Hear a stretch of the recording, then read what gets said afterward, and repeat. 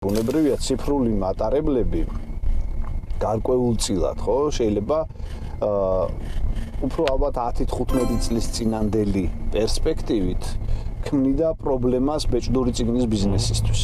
ეგ ძალიან საინტერესო ფენომენია, იმიტომ რომ შეიძლება ვიღაცამ გითხრას, რომ რატო ჩავდო მე ხა ფული აი ამ წიგნების ყიდვაში და წაგაღებინო, რა ვიცი, სოფელ ბაილეთში ან თქვათ სოფელ ჩანადირთკარში. როცა ელექტრონული წიგნი შეგიღიდი ერთ Kindle-ს, დამიჯდება უფრო იაფი, ჩავთვითო და გადაინო გას შემდეგ და ნუ უტრირებას ვახდებ.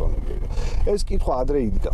სხვა შორის, როდესაც Amazon-მა დაიწყო Kindle-ების წარმოება, მე iPad-მაც გამოუშვა შესაბამისი ვერსია და ასე შემდეგ და საინტერესო რაღაც მოხდა სხვა შორის. ხო, აი კითხვა მქონდა სხვა შორის რა მოხდა აი მაგარდა საინტერესო რაღაც მოხდა. პერიოდში. ანუ აი ამ პერიოდში ელექტრონულ წიგნს აქვს ძალიან დიდი როლი. არის ფორმატები, სადაც ელექტრონული წიგნი არის აბსოლუტური დომინანტი.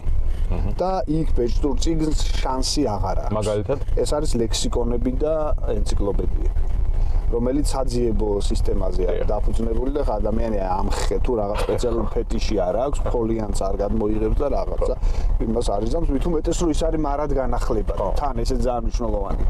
ანუ შეიძლება იქ აღარც იყოს რომ მოძებნოს რაღაც ტერმინი და ეს ძალიან მალე ახლდება. აქ ბეჭდური ონლაინ, ანუ ვირტუალური ფორმატი არის აბსოლუტურად დომინანტი. მაგრამ რაც შეეხება მხატვრულ ლიტერატურას, ან შეიძლება სხვა რომელიმე ტიპის ლიტერატურას, აქ ბეჭდურმა წიგნმა მიუხედავად აი საწყისი ესეთი აფექტური ვარდნისას, როდესაც Amazon-ი შემოვიდა ბაზარზე და რეალურად თითქმის გაუთანაბრდა ელექტრონული წიგნების გაყიდვები ბეჭდურ წიგნებზე, ეხლა ისევ გაასრო.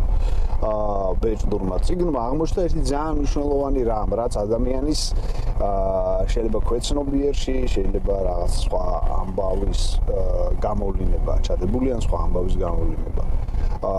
ადამიანს აქვს და ალბათ ყოველთვის ექნება ფლობის ვნება. და ეს ძალიან მნიშვნელოვანი რაღაც, ეს უკავშირდება მეხსიერებას, ეს უკავშირდება ამ მეხსიერებასთან ერთად იმ ამბებს, ხო, რომელიც პარალელურად ხდება. ანუ ეს წიგნი რასაკითხულობდი, მაშინ რა ხდებოდა, იმის ზოგიერთისთვის ეს სუმია, ზოგიერთისთვის ამბავია, რაღაცა შეხვდი, დაშორდი რაღაც. ანუ ეს წიგნი გიჭირავს ამ დროს ხელში და თან ნივთის მფლობელი ხარ, ხო, ადამიანს ის კერძო საკუთრების უნება აქვს ყოველდღე.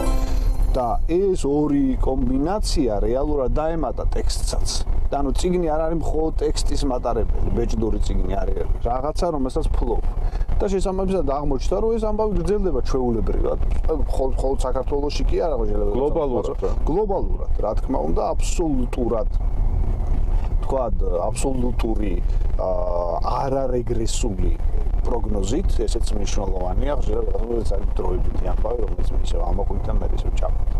რომელსაც ცხადია თავისი გამონაკლისები, როგორც უკვე ვილაპარაკეთ, აქვს, ხო? ნუ რაზეც თქვით ამ კონკრეტულ შემთხვევაში, რომ ესეთი ტიპის ტექსტები, ანუ ტექსტური მასალები, უფრო სწორედ, რომელიც ძიებას ეფუძნება, ხო? მან უკვე რეალურად აი ბრიტანიკამაც კი წარმოიდგინეს ბეჭდური გამოცემა შეწყვიტა საერთოდ, სრულიად ლეგენდარულმა, საკრალურმა გამოცემამ.